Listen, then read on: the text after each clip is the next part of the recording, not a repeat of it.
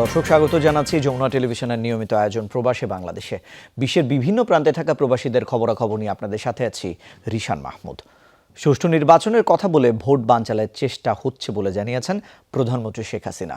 দেশের উন্নয়ন যাত্রা বন্ধ করতেই কিছু দেশ নির্বাচনের বিষয়ে প্রশ্ন তুলছে কিনা সন্দেহ প্রকাশ করেন সরকার প্রধান। শুক্রবার গণভবনের সংবাদ সম্মেলনে এসব কথা বলেছেন প্রধানমন্ত্রী। যুক্তরাষ্ট্র সফরে কারো সাথেই তত্ত্বাবধায়ক সরকারের বিষয়ে কথা হয়নি বলেও জানান তিনি। বিএনপি কর্মসূচি না দিলে আওয়ামী লীগ নেতারা ঝিমিয়ে পড়ে বলেও মন্তব্য করেন দলের সভাপতি। জাতিসংঘ সাধারণ পরিষদের ৭৮তম অধিবেশনে অংশগ্রহণ এবং যুক্তরাষ্ট্র ও যুক্তরাজ্য সফর পরবর্তী প্রধানমন্ত্রীর সংবাদ সম্মেলন। লিখিত বক্তব্যে বলেন, জাতিসংঘের অধিবেশনে বাংলাদেশের অংশগ্রহণ ছিল অত্যন্ত সফল। আমি অবাধ সুষ্ঠু নির্বাচন অনুষ্ঠানের ব্যাপারে আমাদের সরকারের অঙ্গীকারের কথা পুনর্ব্যক্ত করেছি। পরে শুরু হয় প্রশ্নোত্তর পর্ব।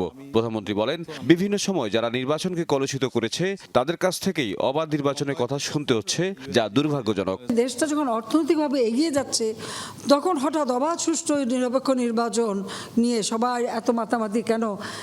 সন্দেহ হয় রে, এইটাই বলতে হয়, সন্দেহ হয় রে। আসল কথা নির্বাচনটাকে বানচাল করে দেওয়া। যারা জানে নির্বাচন করে জনগণের ভোট পাবে না, তারা সব জায়গায় যে ধর্ণা দিয়ে বেড়াচ্ছে, কারণ তাদের তো কোটি কোটি টাকা ক্ষমতায় থেকে এত বেশি টাকা মানি লন্ডারিং এবং এত বেশি টাকার মালিক হয়ে গেছে, তারা অবাধে সেই টাকা খরচ করে যাচ্ছে। সংবাদ সম্মেলনে উঠে আসে নির্বাচন পদ্ধতি বিষয়টি। সরকার প্রধান বলেন, বিএনপির কারণেই তত্ত্বাবধায়ক সরকার ব্যবস্থা নষ্ট হয়েছে। তত্ত্বাবধায়ক সরকার টাকা নিয়ে কেউই কোনো কথা বলেনি। নো, আমার তো মনে পড়ে না এ ধরনের কোনো কথা হয়নি, কেউ আমাকে এ কথা জিজ্ঞাসাও করেনি।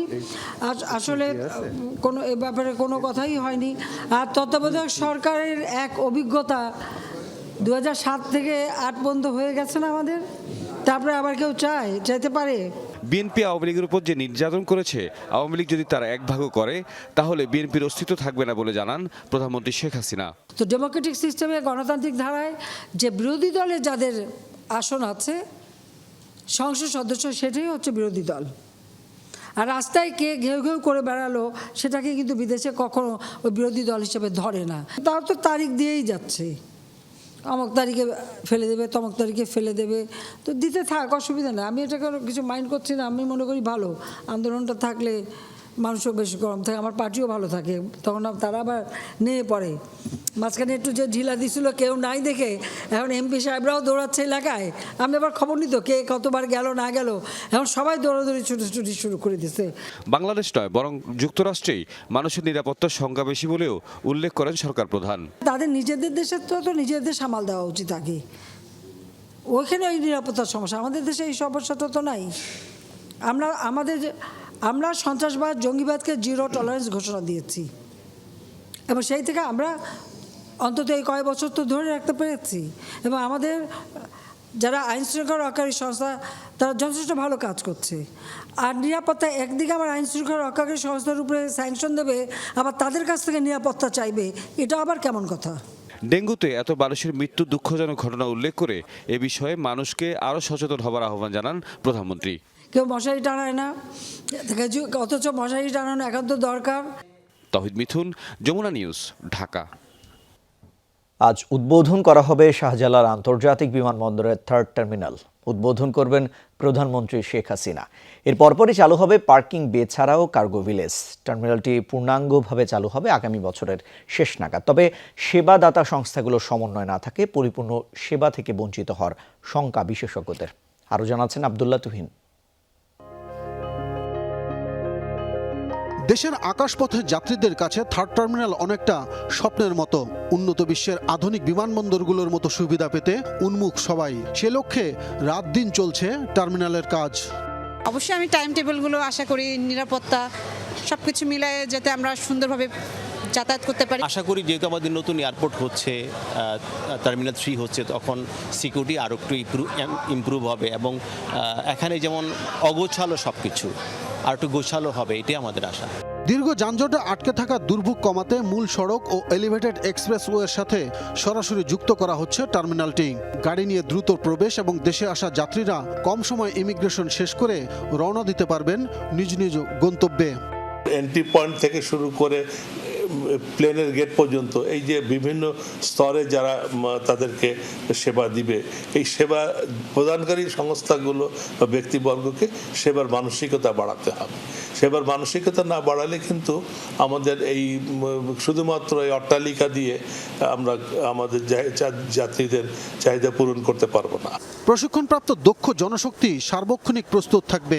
2,30,000 স্কোয়ার মিটারের বিশাল টার্মিনালে থাকবে কয়েকটি স্ট্রেইট স্কেলেটর সুবিধা। এর মাধ্যমে দীর্ঘ হাঁটার ভোগান্তি পোহাতে হবে না যাত্রীদের। সর্বাধুনিক গ্রাউন্ড হ্যান্ডলিংয়ের সাথে থাকবে অত্যাধুনিক লাগেজ ব্যবস্থাপনা সহ নানা রকম সুবিধা। শুধু উন্নত প্রযুক্তি আনলেই হবে না, সেই উন্নত প্রযুক্তিটাকে হ্যান্ডেল করার জন্য আমাদের প্রশিক্ষিত জনবল লাগবে, যেখানে আমাদের ভয়াবহ দুর্বলতা আছে। আমরা যে টার্মিনালটা ওপেন করতে যাচ্ছি, এটার জন্য আমাদের কিছু প্রিপারেশন অনেক আগে থেকে নেওয়া উচিত ছিল। জনবল রিক্রুটমেন্ট, জনবলের ট্রেনিং, এবং যে জনবলটা আমি নেব তারা সেই কাজের যোগ্য করে, সেটা খুবই প্রয়োজন। সবার আসলে সমন্বয়টা খুব বেশি জরুরি, কারণ হচ্ছে যে এখানে রেগুলেটরি অথরিটি হিসাবে এটার ভূমিকাটা আসলে সিভিল এভিয়েশন অথরিটি আসলে ভূমিকা পালন করবে। যেমন এর সাথে ডিরেক্ট এয়ারলাইন্সগুলো যেমন ইনভলভ আছে, যেমন কাস্টমস থেকে বলেন, ইমিগ্রেশন বলেন, কিংবা আদার যেসব সিকিউরিটি রিলেটেড যেসব অর্গানাইজেশনগুলো আছে, প্রত্যেকের আসলে সমন্বয়টা এখন খুব বেশি জরুরি হয়ে গেছে। এসব সমন্বয়হীনতার কথা মাথায় রেখেই পরিকল্পনা সাজানোর কথা জানালেন সিভিল এভিয়েশনের চেয়ারম্যান। তারপরে এটা আমাদের এয়ারলাইন্সের জন্য, বাট সবচেয়ে বড় কথা হচ্ছে এয়ারলাইন্সের যেটা বড় দরকার হলো গ্রাউন্ড হ্যান্ডলিং আর কার্গো হ্যান্ডলিং। ওইটা তো এখন নিশ্চিত হবে আমাদের, যেহেতু আমরা সরকার একটা সিদ্ধান্ত নিয়েছে বিদেশি কোম্পানির কাছে দেওয়া, তো তারা যারা আমাদের কাছে সেবা নিয়ে আসতেছে তাদের অনেক অভিজ্ঞতা আছে দেখে তো আমরা দিতে যাচ্ছি। তা আমরা আশা করি আমাদের যে প্রত্যাশা আছে যে একটা, এবং এয়ারলাইন্সগুলোর যে প্রত্যাশা একটা ভালো সেবা বাংলাদেশে পাবে, ওইটা নিশ্চিত করতে পারবে এই কোম্পানিগুলো। প্রধানমন্ত্রীর উদ্বোধনের আগেই বিমান বাংলাদেশ এয়ারলাইন্সের উড়োজাহাজের পরীক্ষামূলক সফল অপারেশন করা হয়েছে থার্ড টার্মিনালে। আব্দুল্লাহ তুহিন, যমুনা নিউজ, ঢাকা। বাংলাদেশের সাথে সাংস্কৃতিক সম্পর্ক দৃঢ় করার আগ্রহ প্রকাশ করেছে সৌদি আরব। শুক্রবার দেশটিতে নিযুক্ত বাংলাদেশের রাষ্ট্রদূত ডক্টর মোহাম্মদ জাবেদ পাটোয়ারির সাথে বৈঠককালে এই কথা জানান দেশটির সাংস্কৃতিক মন্ত্রণালয়ের সহকারী মন্ত্রী। রাষ্ট্রদূত বলেন, ধর্মীয় কারণে সৌদি আরবের সংস্কৃতির অনেক মিল রয়েছে বাংলাদেশের। দুদেশের সাংস্কৃতিক সম্প্রীতি বৃদ্ধির উদ্দেশ্যে একটি সহযোগিতামূলক কাঠামো গড়ে তোলার প্রস্তাব দেন তিনি। এতে একমত প্রকাশ করেন সৌদি সহকারী মন্ত্রী। সাংস্কৃতিক সহযোগিতা বাড়ানোর লক্ষ্যে একটি সমঝোতা স্মারক স্বাক্ষরের বিষয়েও একমত হন দুই দেশের মন্ত্রী। পরে সৌদি আরবের বিভিন্ন ঐতিহাসিক স্থাপনা পরিদর্শন করেন তারা। এ সময় উপস্থিত ছিলেন দূতাবাসের কাউন্সিলর মোহাম্মদ হুমায়ুন কবির এবং প্রথম সচিব মোহাম্মদ ফখরুল ইসলাম সহ অন্যান্যরা। কানাডায় অনুষ্ঠিত হল রবীন্দ্র সন্ধ্যা। মন্ট্রিয়ালের লাভোয়া অডিটোরিয়ামে অনুষ্ঠিত হয় এই অনুষ্ঠান। Thakur and Nazrul culture society of মন্ট্রিয়ালের উদ্যোগে আয়োজিত এই অনুষ্ঠানে অংশ নেন বিপুল সংখ্যক বাংলাদেশি। অনুষ্ঠানে সঞ্চালনা করেন শর্মিলা ধর। মনোজ্ঞ এই সাংস্কৃতিক অনুষ্ঠানে রবীন্দ্রসঙ্গীত এবং এর তালে তালে নৃত্য পরিবেশন করে মন্ট্রিয়ালে বেড়ে ওঠা প্রবাসী বাংলাদেশি শিশুরা। সংগঠনের পরিচালক নিরোজ বড়ুয়ার তত্ত্বাবধানে কবিতা আবৃত্তি করেন মুফতি ফারুক, সঞ্জীব দাস উত্তম এবং আফফাজ উদ্দিন তোতন। বিদেশের মাটিতে বেড়ে ওঠা বাঙালি শিশুদের নিজ সংস্কৃতির প্রতি আগ্রহী করে তুলতে এই উদ্যোগ জানান আয়োজকরা। অনুষ্ঠানে উপস্থিত ছিলেন কানাডার মূলধারার রাজনীতিবিদ সহ অনেকে। ইতালির ভেনিসে অনুষ্ঠিত হয়েছে প্রবাসী নিরাপত্তা আইন কমিটির আলোচনা সভা। ভেনিসের মেস্ত্রে একটি হল রুমে অনুষ্ঠিত হয় এই আয়োজন। সর্বজনীন পেনশন স্কিম চালু করায় প্রধানমন্ত্রীকে অভিনন্দন এবং শুভেচ্ছা জানান সংগঠনের সদস্যরা। পরে প্রবাসী নিরাপত্তা আইন বাস্তবায়নের দাবি জানান তারা। বলেন, দেশে ফিরলে প্রবাসীদেরকে নানা হয়রানি এবং হেনস্থার শিকার হতে হয়। প্রতিটি জেলা এবং উপজেলায় প্রবাসীদের নিরাপত্তায় র্যাব সেল গঠন করলে এই হয়রানি বন্ধ হবে বলে প্রত্যাশা করেন তারা। আলোচনা সভা শেষে প্রবাসী নিরাপত্তা আইন বাস্তবায়ন কমিটির আহ্বায়ক কমিটি বিলুপ্ত ঘোষণা করা হয়। দ্রুতই পূর্ণাঙ্গ নতুন কমিটি ঘোষণা করা হবে বলেও জানান নেতারা। সংগঠনের আহ্বায়ক মোহাম্মদ আলমের সভাপতিত্বে সভায় উপস্থিত ছিলেন সদস্য সচিব আকবর হোসেন, সোহেলা আক্তার বিপ্লবী, সোহানুর রহমান উজ্জ্বল সহ অন্যান্যরা। ওমান বাংলাদেশ সোশ্যাল ক্লাবের সাবেক নির্বাহী সদস্য নুরুল উদ্দিন জাহেদ চৌধুরী ও সাবেক রাষ্ট্রদূত মেজর জেনারেল আমিন আহমেদ চৌধুরীর বড় ছেলের মৃত্যুতে মিলাদ এবং দোয়া মাহফিল অনুষ্ঠিত হয়েছে। ওমান বাংলাদেশ সোশ্যাল ক্লাবের উদ্যোগে আয়োজন করা হয় এই দোয়া মাহফিলের। বৃহস্পতিবার ক্লাবের হলরুমে আয়োজিত হয় এই মাহফিল। এতে সভাপতিত্ব করেন কমিটির চেয়ারম্যান সিরাজুল হক। সভায় বক্তারা বলেন, নিহতরা প্রবাসীদের কল্যাণে অনেক কাজ করে গেছেন। কাজের মাধ্যমে যুগ যুগ ধরে তারা সবার হৃদয়ে বেঁচে থাকবেন। পরে নিহতদের আত্মার মাগফিরাত কামনা করে দোয়া মাহফিল অনুষ্ঠিত হয়। মিলাদ এবং দোয়া পরিচালনা করেন ক্লাবের কোষাধ্যক্ষ মাওলানা আব্দুস সালাম। এ সময় আরও উপস্থিত ছিলেন ক্লাবের সভাপতি ও সাধারণ সম্পাদক MN আমিন, সহসভাপতি আজিমুল হক বাবুল, গালফ এক্সচেঞ্জের CEO ইফতেখার আহমেদ চৌধুরী, প্রচার সম্পাদক হাফেজ নাজিমুদ্দিন সহ অন্যান্যরা। বাহরাইনে ঢাকা বিভাগীয় পরিষদের আহ্বায়ক কমিটির আলোচনা সভা এবং দোয়া মাহফিল অনুষ্ঠিত হয়েছে। বৃহস্পতিবার রাজধানী মানামা একটি অভিজাত হোটেলে অনুষ্ঠিত হয় এই সভা। অনুষ্ঠানে সভাপতিত্ব করেন বাংলাদেশ সোসাইটির সভাপতি আসিফ আহমদ। অনুষ্ঠানের প্রধান অতিথি হিসেবে বাংলাদেশ দূতাবাসের শ্রম সচিব মোহাম্মদ মাহফুজুর রহমান।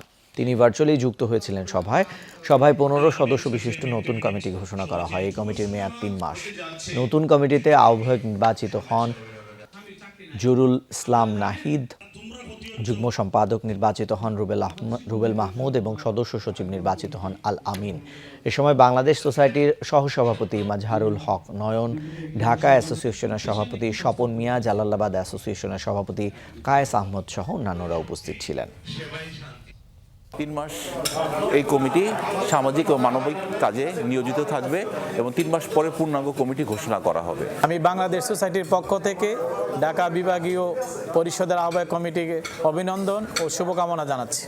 বাহরাইনে বাংলাদেশি প্রবাসীদের 2 ক্লাবের মাঝে প্রীতি ফুটবল ফাইনাল ম্যাচ অনুষ্ঠিত হয়েছে। এই ম্যাচে অংশগ্রহণ করে ফুটবল ক্লাব JR7 এবং মোহার্ক ফ্রেন্ডস। বৃহস্পতিবার স্থানীয় সময় রাত 9টায় দেশটির আরদ ফুটবল স্টেডিয়াম মাঠে অনুষ্ঠিত হয় এই ম্যাচ। অনুষ্ঠানে প্রধান অতিথি ছিলেন বাংলাদেশি মালিকানাধীন আল মদিনা রেস্তোরাঁর স্বত্বাধিকারী ইস্টাফিল হোসাইন আল নাজেরি।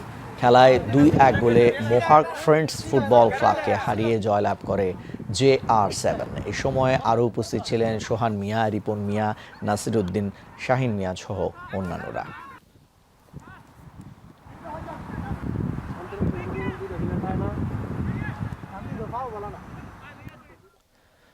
পরিবেশ দূষণ রোধে ইন্দোনেশিয়ার সরকারের কাছে আনুষ্ঠানিক সহায়তা চেয়েছে মালয়েশিয়া। কুয়ালালামপুরের দাবি, প্রতিবেশী দেশটির মাত্রা অতিরিক্ত দূষণের প্রভাব পড়ছে মালয়েশিয়ার পরিবেশের ওপর। বিবৃতিতে মালয়েশিয়ার সরকারের পক্ষ থেকে জানানো হয়, প্রতি বছর শুকনো মৌসুমে ইন্দোনেশিয়ার পাম তেল, পেপাল মিল সহ বিভিন্ন ধরনের কারখানায় প্রচুর কালো ধোঁয়া নির্গম হয়, যা সরাসরি প্রভাব ফেলছে প্রতিবেশী মালয়েশিয়ার পরিবেশে। এরই মধ্যে দেশটির বাতাসে দূষণের মাত্রা আশঙ্কাজনক অবস্থায় পৌঁছেছে। বিভিন্ন স্থানে দেখা দিয়েছে ধোঁয়াশা, ফলে ঝুঁকির মুখে পড়েছে মালয়েশিয়ার বাসিন্দাদের স্বাস্থ্য।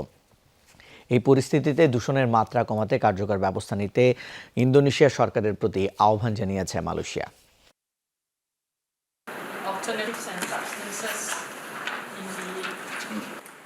What we want then is a truly biodegradable one. So it can only biodegrade in a controlled environment. You have to bring it. ভারতের সিকিম রাজ্যে প্রাকৃতিক দুর্যোগে প্রাণহানি বেড়ে দাঁড়ালো 40 জনে। নিখোঁজ আরও শতাধিক। দুর্যোগপূর্ণ আবহাওয়ায় আটকা পড়েছেন 6,000 স্থানীয় বাসিন্দা এবং 3,000-এরও বেশি পর্যটক। কিন্তু যোগাযোগ ব্যবস্থা ভেঙে পড়ায় উদ্ধারে হিমশিম খাচ্ছে প্রশাসন। এদিকে আকস্মিক বন্যার মাঝেই ফের অতি ভারী বৃষ্টিপাতের আশঙ্কার কথা জানিয়েছে জাতীয় আবহাওয়া অধিদপ্তর। ফলে পরিস্থিতির আরও অবনতি হতে পারে। 5 দশকের মধ্যে সবচেয়ে ভয়াবহ দুর্যোগে বিপর্যস্ত ভারতের সিকিম রাজ্য। পাহাড়ি ঢল আর টানা বৃষ্টিপাতে রীতিমতো ধ্বংসস্তূপে পরিণত হয়েছে জনপ্রিয় পর্যটন অঞ্চলটি। সড়ক, মহাসড়ক আর অন্তত 14টি সংযোগ সেতু ভেঙে বিচ্ছিন্ন যোগাযোগ ব্যবস্থা। বৈরিয়া পরিস্থিতিতে ব্যাহত উদ্ধার তৎপরতা। কয়েক হাজার পর্যটক এবং স্থানীয় বাসিন্দাদের নিরাপদে সরাতে হিমশিম খাচ্ছে প্রশাসন। এখনও চালু হয়নি মোবাইল নেটওয়ার্ক এবং ইন্টারনেট সংযোগ। ফলে দুর্গম এলাকায় উদ্ধার অভিযানে যোগাযোগের একমাত্র ভরসা সেনাবাহিনীর স্যাটেলাইট ফোন। 3000 টুরিস্ট। এখন পর্যন্ত তথ্য অনুযায়ী লাচেন এবং লাচুংয়ে 3000 পর্যটক, 700 চালক এবং তাদের গাড়ি আটকে গেছে। তাদের উদ্ধারে হেলিকপ্টার পাঠানো হয়েছে। সেনাবাহিনীর সাথে বিমান বাহিনীও যোগ দিয়েছে অভিযানে। সবাইকে উদ্ধার করা হবে, কেউ দুশ্চিন্তা করবেন না। লোক শায়দ মোটরসাইকেল সে গয়ে। ভয়াবহ পরিস্থিতির মাঝেই অতি ভারী বৃষ্টিপাতের পূর্বাভাস দেওয়া হয়েছে। ফলে বন্যা পরিস্থিতি আরও অবনতি ঘটবে। ঝুঁকিপূর্ণ বাসিন্দাদের নিরাপদ আশ্রয়ে সরে যাওয়ার নির্দেশ দিয়েছে প্রশাসন। নতুনভাবে পর্যটক প্রবেশেও জারি হয়েছে বিধিনিষেধ। টানা বৃষ্টিপাত আর হিমালয়ে মাত্রাতিরিক্ত বরফ গলায় পাহাড়ি ঢলের কারণে ভয়াবহ বন্যার কবলে পড়ে উত্তরাঞ্চলীয় সিকিম রাজ্য। প্রশাসন বলছে প্রলয়ঙ্কারী বন্যায় ক্ষতিগ্রস্ত 22,000-এর বেশি মানুষ। প্রিয়াঙ্কা চক্রবর্তী, যমুনা নিউজ। দর্শক, এই ছিল প্রবাসী বাংলাদেশে। এতক্ষণ সাথে থাকার জন্য সবাইকে ধন্যবাদ।